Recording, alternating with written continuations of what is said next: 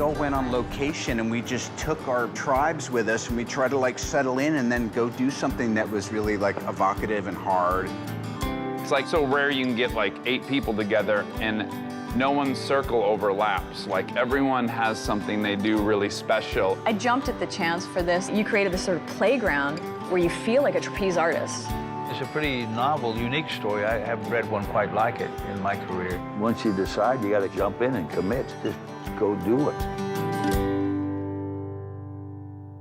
I think for anyone who's lived in a place, and I grew up in the Midwest, and it wasn't a small town per se, but it was the suburbs of Chicago, and all I wanted to do after a certain age was get out. It didn't fit me anymore, and I just really wanted to go somewhere else. And I know the feeling when you do go back home. It doesn't take more than like 5 minutes before you're back into old patterns and old dynamics, and you can't avoid that with family.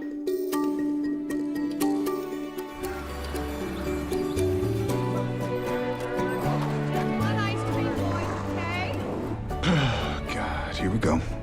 And so I just felt that was such a universal theme, and I just thought that was such a beautiful thing to explore. Nothing changes. You think you can go home? I think it's always a reflection of where you're at. I'm from New York, so I call it the rotten apple. And then like on a good day, if I go back, I'm like, yeah, you know, it's still all right to walk around the streets a little bit, but it's almost like I need that as some sort of dark matter from which I identify how close I am to the light. The Judge is a classic story about families and all the things you've been avoiding for decades that all kind of come back all at once. Your room has all Dad's important stuff. We all have been in that boat, and we're all willing to use it to help tell the story properly. I think salvation is a theme throughout the movie, and I know that in rehearsal you and I talked about that. And I think I asked you, I said, does Hank know he's in crisis and does he feel he's in crisis? And you said he knows it, but he doesn't feel it, which was like the last thing I expected him to say. And I was just like, wow, that's so honest and truthful. Like, we really do know when things are falling apart. Right.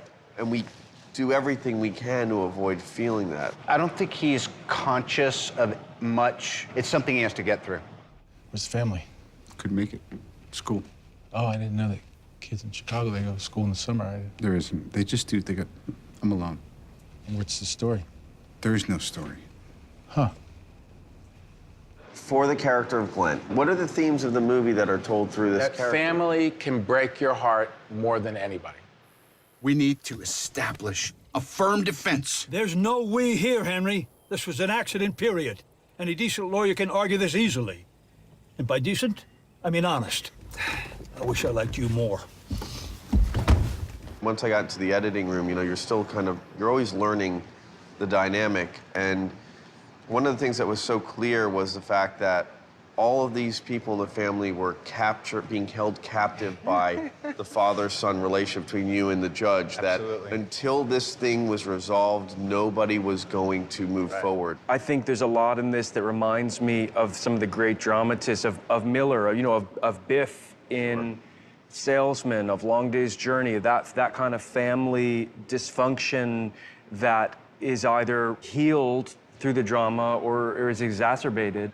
Now, we worked out the family dynamic in a rehearsal period that I know for you and for you it had been a while of doing something with that much rehearsal, which I liken much more towards theater. But is there anything you like or don't like about the process or what, you know, gets discovered in it? Just the idea of improvising in a hotel room with Robert Duvall is like the most insane thing. But really, we got to know each other as We got to know each other really well. Just as much as supposedly our character. Yeah. As people, we got to know each other. So I think that the rehearsal process is great because we just simply get to act more. Who did this? Give me an answer. What do you think? Who drove last? We saw you. Hey, for the watch your grocery mouth. store. Watch your mouth. Is that okay? I want to. Yeah, please. He says something. Yeah. Watch your mouth. 'Cause they woke me up, you know, everything. Yeah. Great. Heard your car blazing. Yeah. No one touches Glenn, where are you boys? Biggest mistake directors make that I notice is they exhaust you and then they film you. It's not about rehearsal, it's about the right kind of rehearsal and the right amount. And that's where I think that was one of your great triumphs, because we actually went into it going, oh, he's not trying to show us that he's in control. He's trying to give it over to us and say he's going to provide an environment where he's going to foster us being the best we can be. And also, you know, you get comfortable with you get comfortable with the director that way too. It's like you're on trial. You know, it's like, that's it. Like you have these 2 days to be the guy that you are. I know for me, having that container, that sort of safe container that you gave us and the trust that you gave us, that dynamic was there. You know, remember the workshops that we did? Robert we'd go see a movie every Sunday, and then that week we'd do like a zombie workshop. The pirate workshop. The cowboy workshop. So all of that went into the work. Yeah. All of that. Yeah, it's Yeah, just the got pirate stuff is pretty intense. strong That one night it got pretty intense. You're gonna sign that vehicle over to her. This ain't fair. How One more word. Go on. Look around you. You're standing in one of the last great cathedrals in this country, built on the premise that you and you alone are responsible for the consequences of your actions. We were all excited to make this movie with you, Bobby. I know everybody here had some sort of history of Don't pin it on me. I'm putting it on you. Don't put it all on me. So, I just like... This is an ensemble deal. Come on, man. Just because the name's the judge, I mean, you know. Just because you're the title character, I mean, it's a judge. This false humility is really working. Here's what I want to say. I'll kick it off. You watch Bullet, and you're in it for 12 seconds, and you go, who is that guy? I want to get in the cab and follow him around. Right. There's no difference in all the great Duvall roles. There's such a full breadth of power and mastery, and yet not self-conscious. It's not a lot of ego. It's not a lot of tricks. It's always what I've heard you say ever since, talking and listening, listening and talking. From the minute we started shooting, all he ever said was, no results, process. And it's like we all know that, but then we get interested in the results because there's only so many hours in a day. I think the young actors are better than ever. I think the best of the best directors are better than ever. I once worked with a director in the old days that said, when I say action, tense up, goddammit. I've always been a late bloomer. And some of my work in my early days I've tried to forget. I think I became, ever since The Godfather, those guys clicked in, and I began to click in more 10 years after that. So I've always kind of been a late bloomer, you know, and hopefully I'm still blooming. Here, let's watch the first scene from the first day of shooting. The preliminary hearing's set for next Friday. Wow, we're in a bit of a pickle. It's pretty straightforward, CP. It was dark. Hold up. What'd you say your strong suit is? Old furniture or law? Quick. Law. Law school? Yes? Yes, you're familiar with the concept, or yes, you attended one? Sit down. Why were you so hard on Dax, David? It was day one of shooting. I threw you in front of two titans of acting and just kind of blasted it out. What was it like for you, man? That's like the first scene we shot. It was a really, really easy role to play because all I had to do was acknowledge the real life dynamic, which is, so I'm the crafty lawyer, this is the best lawyer in the world. He comes in flashy and I'm kind of in awe of him, and in real life, we have the same dynamic. I'm a bumpkin and he's Iron Man. But I realized now I was burying my actual reverie for both of them. It wasn't until we saw the movie a couple days ago, that's the first time I acknowledged I was talking to Robert Duvall and Robert Downey in real life in a movie, and at that moment there was a 12-year-old Dax that was like, oh my God, I'm talking to Tom from The Godfather and the prick from Weird Science. It's happening. When we started shooting that scene, my heart was pounding inside my chest. Really? Because it was the first day. And what do you do with fear? What's the relationship to fear? You trust that wherever the camera is, if the guy who's framing the shot does you a solid and they don't go in close on that little piece of fabric that's undulating, that we are creating an illusion. And the other thing too is sometimes it's there and sometimes it's not. So you expect the most dire circumstances of self-consciousness, and then if you're spared, hey, that's a freebie. Some people say you should never use the first day of shooting. You should just blow a bunch of film and let it get done, but you never know. Yeah. I think it's great, and I'm so happy that on Judge, we came out of the box with Dax with 2.5 pages of dialogue, and everybody got their sea legs, and we all kind of figured out how we wanted to work together. I should also say that Robert Duvall was so nice to me, and there was one scene in the courtroom where I had my real-life coffee cup I was drinking. Non-props? Yes. And I ruined a 9-minute take because right between Duvall and I was like a crafty coffee cup. And Dapkin came over and he goes, "This was not on the table." And you look at me and you go, "The coffee cup on the table!" And I was like, I got it all. It was weird. Like, normally I've been so embarrassed, but I just loved that you got pissed at me, and I felt like this makes the whole experience. Sam. Yeah, you kept your hair. Like sawing sawdust, all that worry for nothing. Here's what I need to know. Where did, like Sawn Sawdust, all that worry for nothing come from?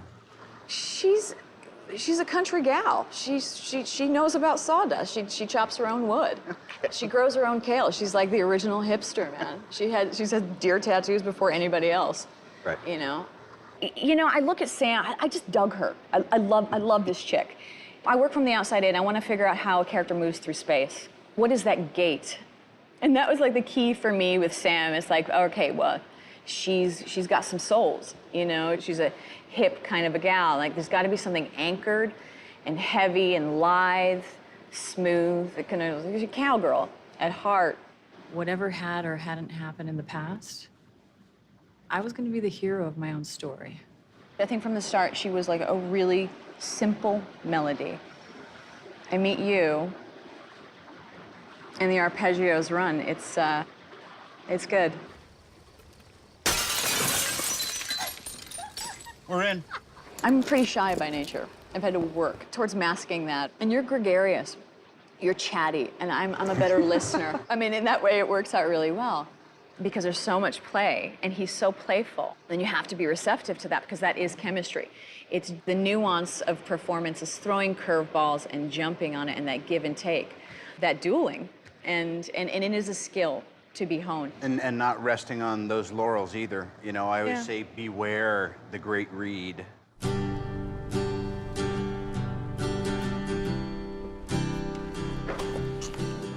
The fact that after that makeout scene, you know, you weren't trying to track me down and text me and, you know what I mean, linger outside places you thought I might be, I think it was an act of courage. That was the hardest scene for me.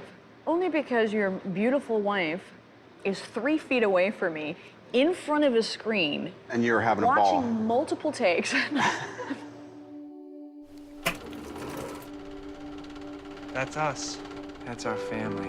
It is.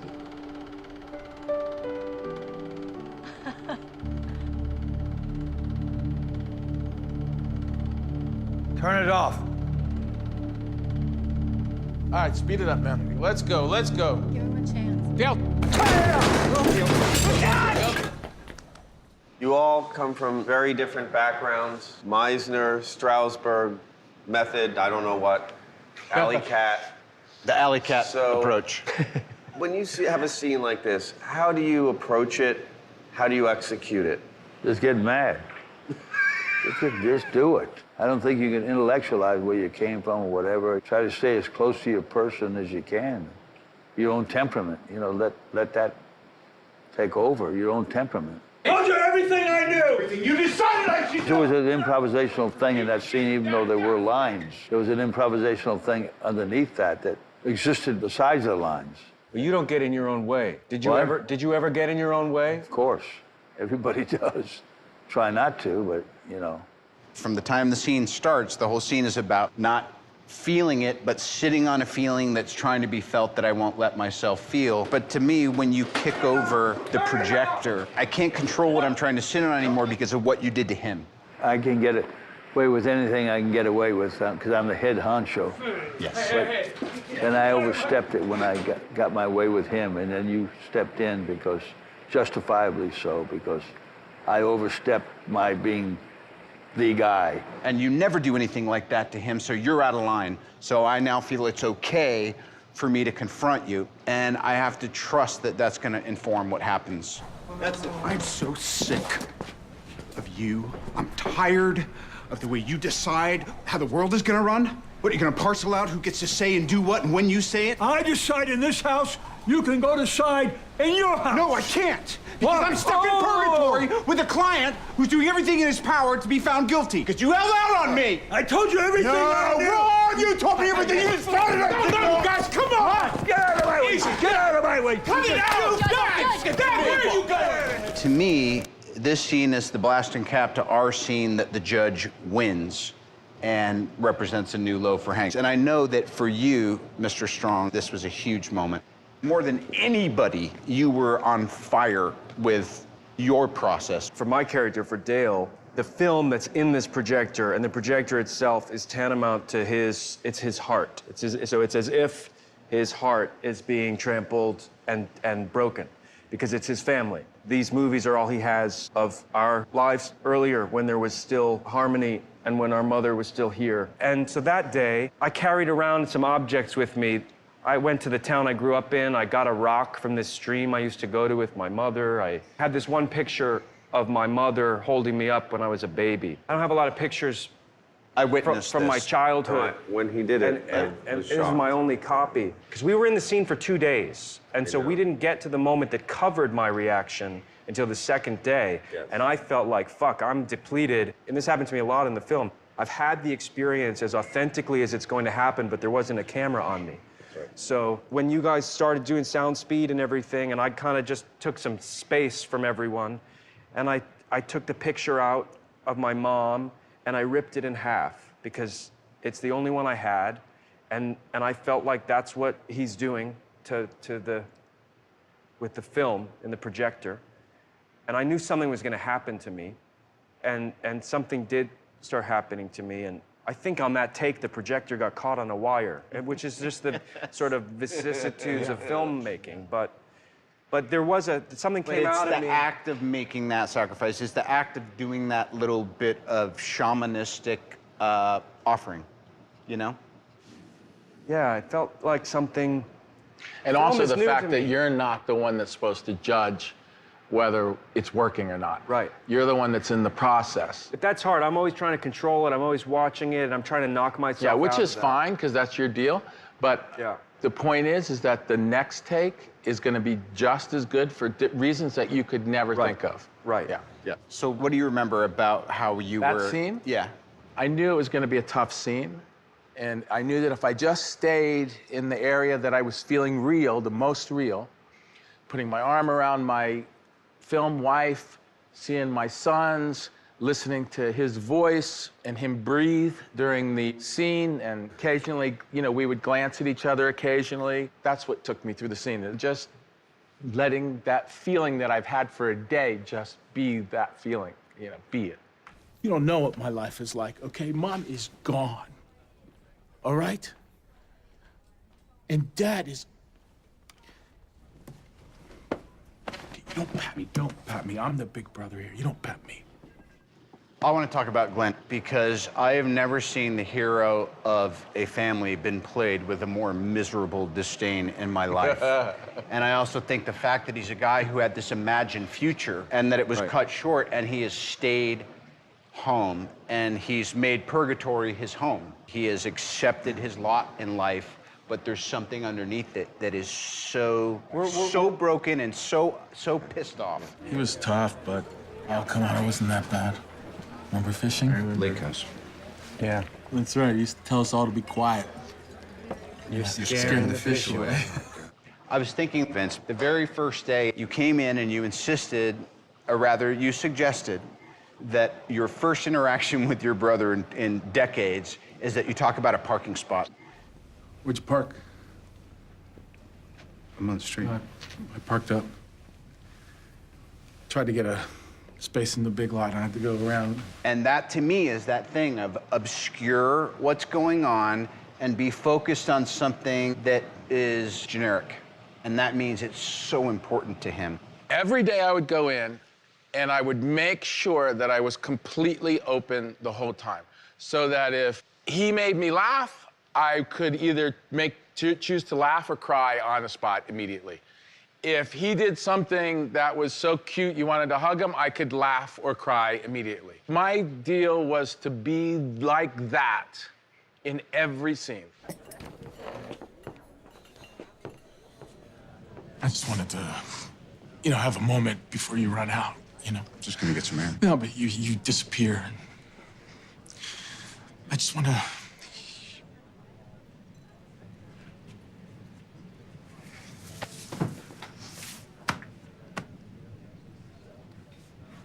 There was a moment, you guys were hugging each other and you were leaving the diner. And we were still kind of figuring it out and getting our sea legs. And you said, Robert has to go for his turnaround. I said, you know, couldn't we cover Dale seeing them hug? Because it's the moment for him that it's all he's ever wanted, is to see these two heal. Yeah. To see the family that is so fractured, that has been on these fault lines for so long, finally that rift be mended. And they said, sorry, we gotta go, and you were gonna let me watch them on a monitor or something. And then he got wind of it, that I had asked, and you stayed, and you came back, and you guys both stayed, and you did it off camera. And I just... It was so nice of us. For me, that was like... Well, what you did was you did the moment that he was looking for. Yeah, There was we did it for something- him. Yeah. I remember. By the way, it made a difference. Last call, boys. Whoa, you're done. David brought this idea to Susan, and Susan helped us all bring it into fruition, and here we are a couple years later, three guys who at this point played brothers but feel like brothers. Like, I know I will know you guys for the rest of my life. Right.